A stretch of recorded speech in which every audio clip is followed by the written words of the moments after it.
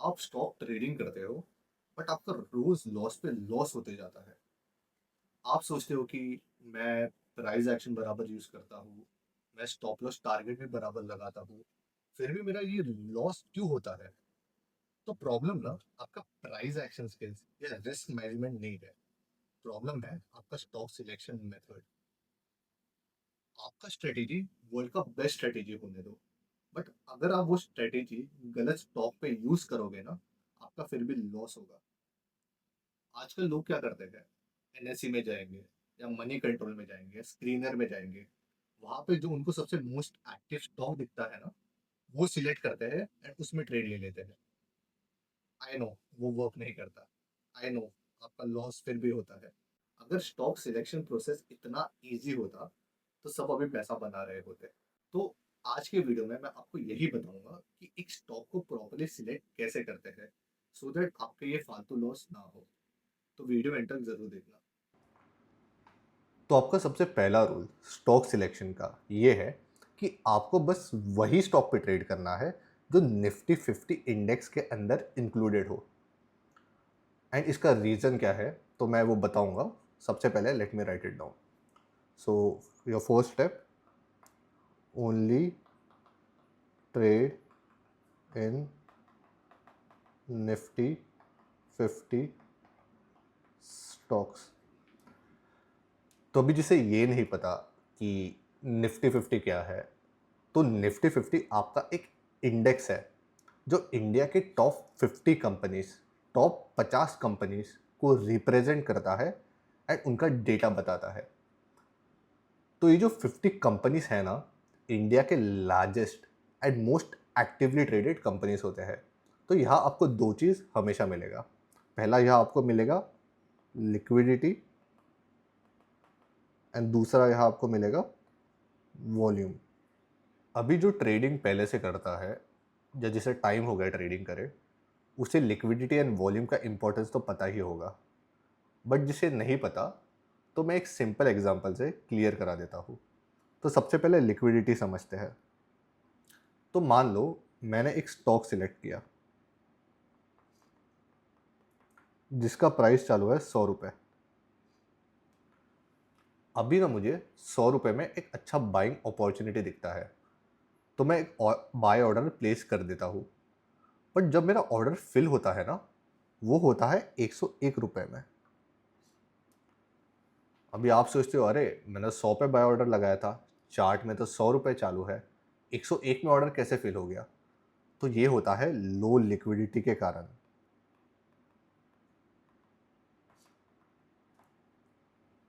तो basically chart में आपको 100 रुपये दिखेगा, बट 100 पे कोई बेचने वाला था नहीं मुझे। तो नेक्स्ट प्राइस जहां मुझे बेचने वाला मिला, मेरा ऑर्डर वो प्राइस में फिल हो गया। अगर यही एक हाई लिक्विड स्टॉक होता, तो मुझे मेरे पसंदीदा प्राइस में ऑर्डर फिल हो जाता। 100 रुपये में मेरा ऑर्डर फिल हो जाता अगर ये हाई लिक्विड स्टॉक होता तो सिंपली हाई लिक्विड स्टॉक में आपको हर एक प्राइस में बायर्स और सेलर्स मिल जाएंगे। आप कंफर्टेबली खरीदी बेचना कर सकते हो। और यही अगर एक लो लिक्विड स्टॉक रहेगा, आपको हर एक प्राइस में बायर्स और सेलर्स नहीं मिलेगा। चलो अभी समझते हैं वॉल्यूम का इंपॉर्टेंस। अगर कोई स्टॉक में वॉल्यूम नहीं रहेगा ना, तो वो स्टॉक काफ़ी ज़्यादा स्लो मूव करेगा, वरना साइडवेज रहेगा। एंड आपको पता है ऐसे स्टॉक में प्राइस एक्शन कभी काम नहीं करेगा एंड आप यहाँ लॉस करोगे। तो स्टॉक में वॉल्यूम होना काफ़ी ज़्यादा ज़रूरी है। क्यों? अगर स्टॉक में वॉल्यूम रहेगा तो वो सिंगल साइड मोमेंटम देगा, इधर अपसाइड या डाउन साइड। फिर ही आप पैसा कमा पाओगे। तो निफ्टी 50 के स्टॉक्स में आपको ये दो चीज़ मिलेगी। आई नो अभी आपको क्वेश्चन रहेगा कि अगर मुझे बस लिक्विड और वॉल्यूम स्टॉक ही चाहिए, तो मैं मनी कंट्रोल, एनएससी या कोई भी स्क्रीनर में जाके वो स्टॉक क्यों नहीं ढूंढ लूँ? स्क्रीनर में डायरेक्ट मैं सर्च कर लूँगा most volume stock, active stock, और वहाँ से सिलेक्ट कर दूंगा। तो first of all stock selection का बस एक ही क्राइटेरिया नहीं होता कि लिक्विड और वॉल्यूम स्टॉक है तो चलो उसमें ट्रेड कर लेते हैं। और दो तीन क्राइटेरिया होता है जो मैं आपको बताऊंगा। एंड दूसरा, लेट मी टेल यू कि जो एनएससी मनी कंट्रोल जहाँ भी आप स्टॉक देखते हो ना, वहाँ आप कभी पैसा क्यों नहीं कमा पाओगे। तो ये जो आप एनएससी, मनी कंट्रोल या कोई भी स्क्रीनर में आप जो स्टॉक का डेटा देखते हो, जैसे टॉप गेनर्स या वॉल्यूम स्टॉक, तो वो आपको ऐसे स्टॉक बताते हैं जो आज के दिन वॉल्यूम प्रोवाइड कर रहा है, आज के दिन एक्टिव है। तो अगर आप ऐसे स्टॉक में ट्रेड करोगे ना, जो बस एक दिन एक्टिव रहता है या बस एक हफ्ते से एक्टिव है, तो आप 90% टाइम्स लॉस ही करोगे। आपको ऐसे स्टॉक्स में ट्रेड करना है जो ऑन एवरेज आपको लिक्विडिटी और वॉल्यूम प्रोवाइड करे। तो वैसे स्टॉक्स आपको निफ्टी 50 के अंदर ही मिलेंगे। सो अभी आपको क्या करना है कि आपको ट्रेडिंग व्यू में जाना है या आप जो भी ब्रोकर यूज़ करते हो वहाँ जाना है, एंड वहाँ जाके आपको एक वॉच लिस्ट क्रिएट करना है निफ्टी 50 का, और उसके अंदर आपको सारे स्टॉक्स डालना है। तो लेट मी शो यू कि मैंने कैसे बनाया हुआ है। एक minute, let me go to Chrome. तो आप यहाँ देख सकते हो कि मैंने कैसे निफ्टी 50 स्टॉक्स का पूरा एक वॉच लिस्ट बनाया है। सारे स्टॉक्स मैंने यहाँ ऐड करके रखे हैं। तो आपको भी ऐसे जाके ट्रेडिंग व्यू या आपका जो भी ब्रोकर है वहाँ वॉच लिस्ट क्रिएट करना है। अभी आपका नेक्स्ट स्टेप ये है कि आपको सारे निफ्टी के सेक्टर्स का वॉच लिस्ट क्रिएट करना है, और क्यों करना है वो बताऊंगा। सबसे पहले let me right it down. Second step, create Nifty sectors watch list. तो अभी निफ्टी के सेक्टर्स के अंदर क्या क्या आता है? तो आपका निफ्टी आईटी सेक्टर हो गया, निफ्टी फार्मा सेक्टर हो गया, आपका ऑटो सेक्टर हो गया। तो आपका ऐसे करके 13 से 14 सेक्टर्स आते हैं आपके निफ्टी सेक्टर्स के अंदर। तो इसका रीज़न क्या है? मैं आपको इसका वॉच लिस्ट क्यों बनाने बोल रहा हूँ? तो इसका रीज़न ना सिंपल है कि मान लो आपने एक स्टॉक सिलेक्ट किया, बजाज ऑटो करके।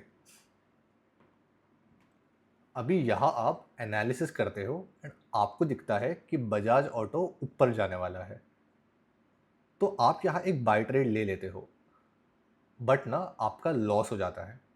तो आप सोचते हो कि मेरा लॉस क्यों हुआ, मेरा एनालिसिस तो प्रॉपर था। तो प्रॉब्लम ना आपका एनालिसिस देता, प्रॉब्लम था कि आप भूल गए कि आप ऑटो सेक्टर को देखना कि ऑटो सेक्टर का ट्रेंड क्या चालू है। आपका लॉस इसलिए हुआ क्योंकि ऑटो सेक्टर पूरा डाउन ट्रेंड में था। अभी आप समझो कि आपका overall market, overall auto sector down trend में है। कुछ सेंस बनाता है कि आप ऑटो सेक्टर के एक स्टॉक में बाय ट्रेड ले रहे हो? राइट, सेंस नहीं बनाता ना। आप कभी भी ऊपर से नीचे आते हो, आप नीचे से ऊपर नहीं जाते। आपको पहले ओवरऑल मार्केट, ओवरऑल सेक्टर देखना पड़ता है, उसके बाद स्टॉक में क्या डिसीजन लेना है वो डिसाइड करना पड़ता है। तो इसलिए आपको एक सेक्टर्स का वॉच लिस्ट बनाना है। तो मैं अभी आपको जल्दी से मेरे सेक्टर्स का वॉच लिस्ट दिखा देता हूँ, उसके बाद हम डायरेक्ट नेक्स्ट स्टेप की तरफ जाते हैं। तो let me show you my sectors watch list. एक मिनट। तो आप यहाँ देख सकते हो कि मैंने कैसे सेक्टर्स का वॉच लिस्ट बनाया है। तो आपको भी ऐसे सेम वॉच लिस्ट बनाना है। ट्रेडिंग में आप बना सकते हो, वरना आप अपने ब्रोकर में बना सकते हो। तो अभी आता है आपका नेक्स्ट स्टेप। अभी आपका नेक्स्ट स्टेप ये है कि आपको एनालाइज करना है और आपको 10 से 12 स्टॉक सिलेक्ट करना है निफ्टी के वॉच लिस्ट से। और स्टॉक को एनालाइज कैसे करना है मैं आपको वो भी बताऊंगा, क्योंकि मैंने काफ़ी लोग को देखा है, लोग आधा एक घंटा लेते हैं एक एक स्टॉक को एनालाइज करने। मैं आपको बता रहा हूँ, पूरा टाइम वेस्ट है वो। इतना टाइम एक स्टॉक को दे के कुछ फ़ायदा नहीं है। तो इसलिए मैं आपको बताऊंगा कि स्टॉक को एनालाइज कैसे करते हैं काफ़ी क्विक वे में। बट उसके पहले मुझे आपको एक और पॉइंट बताना है कि जब आप 10 से 12 स्टॉक सिलेक्ट करोगे एनालाइज करके, आपको ये ध्यान रखना है कि हर एक स्टॉक अलग अलग सेक्टर से हो। आपको ये नहीं करना कि जैसे ऑटो सेक्टर हो गया, आप ऑटो सेक्टर से 5 स्टॉक सिलेक्ट कर दिए, फार्मा सेक्टर से 4 स्टॉक सिलेक्ट कर दिए। आपको ऐसे नहीं करना। आपको ट्राई करना है कि जो 10 से 12 स्टॉक है सारे अलग अलग सेक्टर से हो। आप मैक्स 2 स्टॉक सिलेक्ट कर सकते हो एक सेक्टर से। तो ये रूल याद रखना। तो let me write down the point first, step first, तो हम उसके बाद हम एनालिसिस की तरफ जाते हैं। तो आपका third step, analyse and select 10 to 12 stocks from Nifty.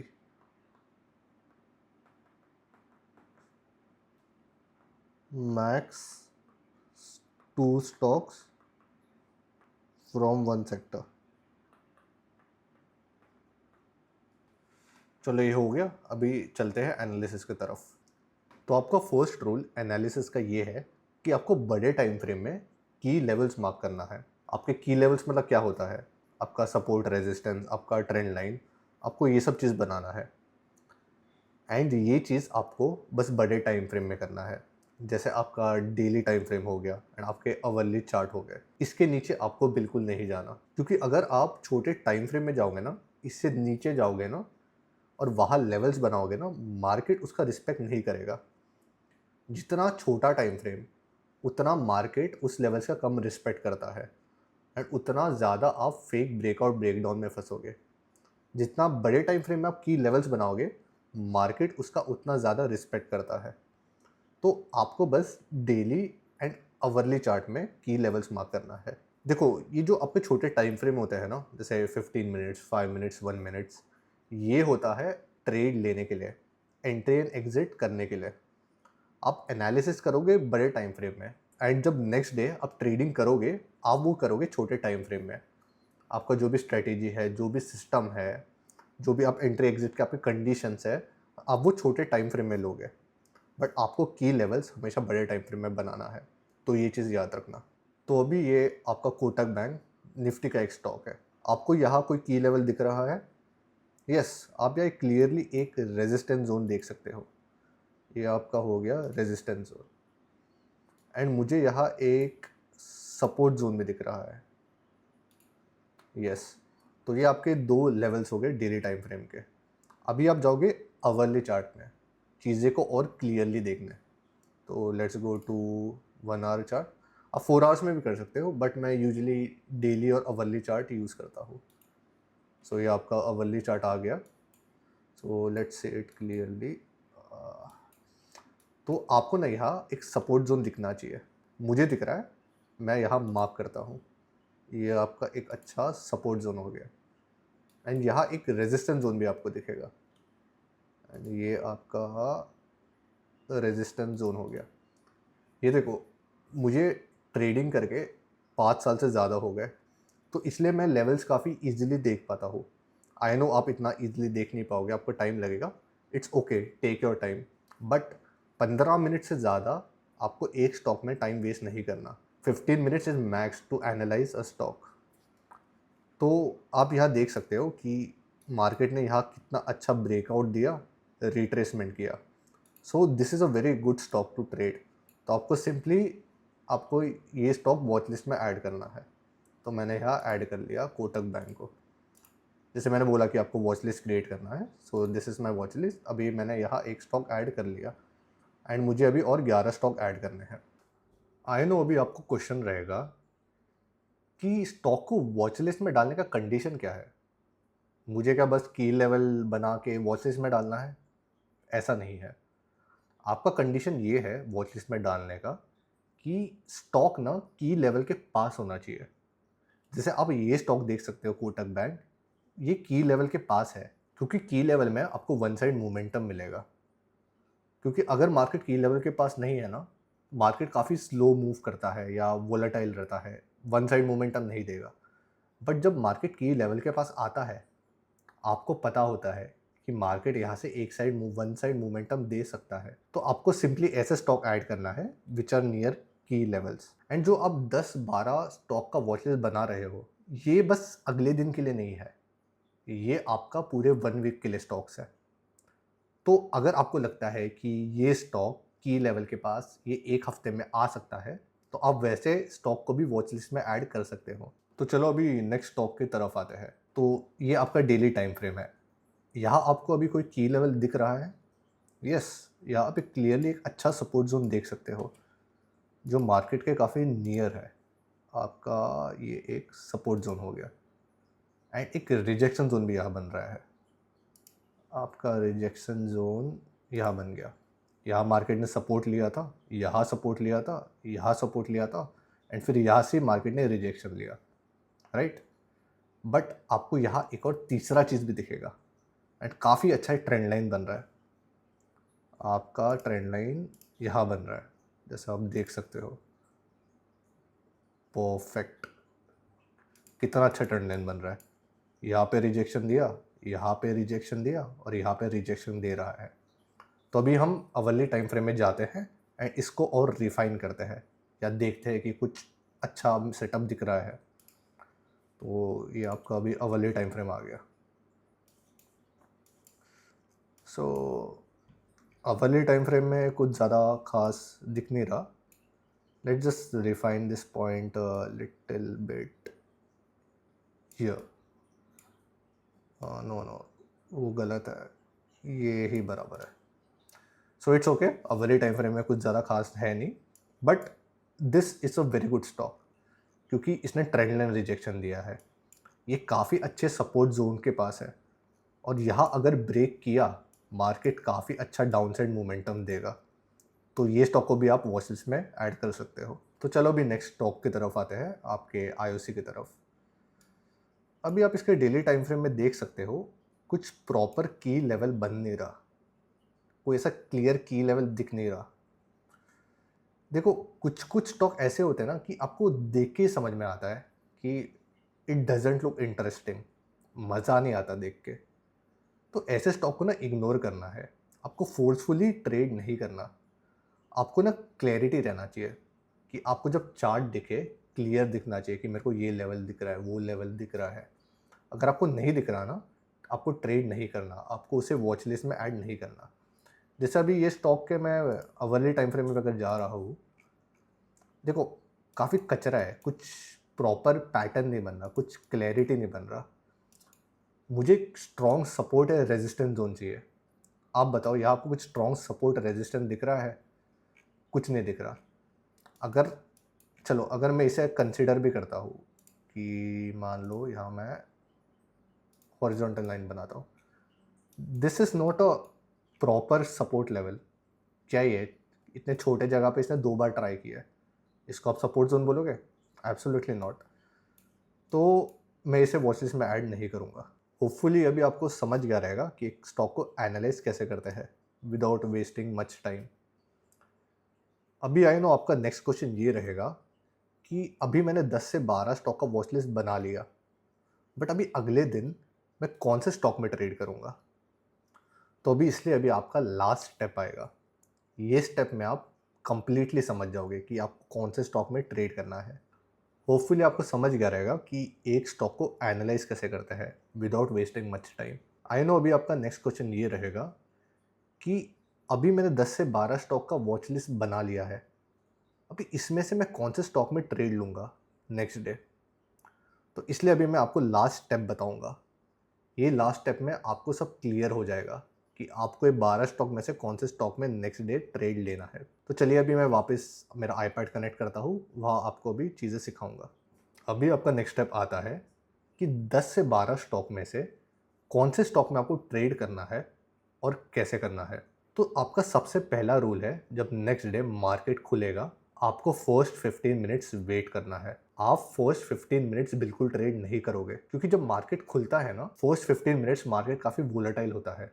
तो अगर आप तब ट्रेड लोगे, आपका लॉस होने के चांसेस काफ़ी बढ़ जाते हैं। आपको वेट करना है 15 मिनट्स कि मार्केट थोड़ा सेटल हो और एक ट्रेंड दिखाए, whether up trend, down trend और sideways. So after waiting for first 15 minutes, आपको सबसे पहला चीज़ देखना है निफ्टी 50 का ट्रेंड, कि वेदर वो अप ट्रेंड में है, डाउन ट्रेंड में है या साइडवेज है। तो अभी मान लो आपने निफ्टी 50 देखा एंड उसका ट्रेंड है अप ट्रेंड। अभी आपको आपके सेक्टर्स का वॉच लिस्ट देखना है एंड आपको ऐसे सेक्टर्स देखने हैं जो निफ्टी जैसे अप ट्रेंड में है। आपको यूजुअली दिखेगा कि 7 से 8 सेक्टर्स निफ्टी जैसे अप ट्रेंड में रहेंगे एंड बाकी सेक्टर्स डाउन ट्रेंड या साइडवेज में रहेंगे। तो जैसे मैंने आपको बोला था कि आपको हर एक सेक्टर से स्टॉक सिलेक्ट करना है, तो जो सेक्टर डाउन ट्रेंड या साइडवेज है, आपको उसके स्टॉक निकाल देने हैं। तो आपके पास ऐसे बचेंगे 6 से 7 स्टॉक या 7 से 8 स्टॉक्स। अभी जो आपके 7 से 8 सेक्टर्स के जो स्टॉक्स हैं, ज़रूरी नहीं कि उनका सेक्टर्स अप ट्रेंड में है तो वो स्टॉक्स भी अप ट्रेंड में होंगे। कुछ कुछ स्टॉक्स ऐसे रहेंगे आपके लिस्ट में जो सेक्टर्स के अगेंस्ट है, तो आपको वो निकाल लेना है। तो फिर आपके पास ऐसे बचेंगे 4 से 5 स्टॉक्स। अभी लास्ट चीज़, अभी ये 4-5 स्टॉक्स में से ना कुछ स्टॉक्स अपने की लेवल के पास आए रहेंगे या कुछ स्टॉक्स अपने की लेवल से दूर चले गए रहेंगे। तो आपको बस वैसे स्टॉक्स देखना है जो सबसे ज़्यादा क्लोज है अपने की लेवल के पास। तो आपको ऐसे बस मिलेंगे 1 से 2 स्टॉक। तो आपने देखा कि 12 स्टॉक्स में से अभी आपके बचते हैं बस 1 से 2 स्टॉक्स। और आपने कुछ एफर्ट्स डाला? नहीं, आपने बस ट्रेंड देखा। आपने बस देखा कि सबका कोरिलेशन पॉजिटिव है। तो ये प्रोसेस से आपका ये फ़ायदा है कि आपका विनिंग प्रोबेबिलिटी बढ़ जाता है, क्योंकि निफ्टी, आपका सेक्टर, आपका स्टॉक तीनों एक डायरेक्शन में जा रहा है। इवन इफ आपका टेक्निकल एनालिसिस गलत निकला, आपने गलत प्राइस एक्शन एनालिसिस किया, फिर भी आपका प्रॉफिट हो सकता है, क्योंकि निफ्टी और आपका सेक्टर एक ही डायरेक्शन में जा रहा है। तो इन द एंड ये दोनों चीज़ आपके स्टॉक को वही डायरेक्शन में पुश करेंगे। तो इसका ये फ़ायदा होता है। एंड आपको जो की लेवल है, की लेवल का ये एडवांटेज है कि आपको पता होता है कि की लेवल में आपका स्टॉक मोमेंटम देने ही वाला है। सो this is how you select a stock and trade. तो अगर आपको वीडियो अच्छा लगा, लाइक एंड सब्सक्राइब करना भूलना मत। एंड अगर आपको कुछ क्वेश्चन है या आपको मेरे से बात करना है, नीचे मेरा इंस्टा हैंडल दिया हुआ है, आप वहाँ मुझे फॉलो करके डीएम कर सकते हो। मैं आपके सब क्वेश्चंस का आंसर देने का ट्राई करूँगा। So thanks for watching. तो अभी नेक्स्ट वीडियो में मिलते हैं।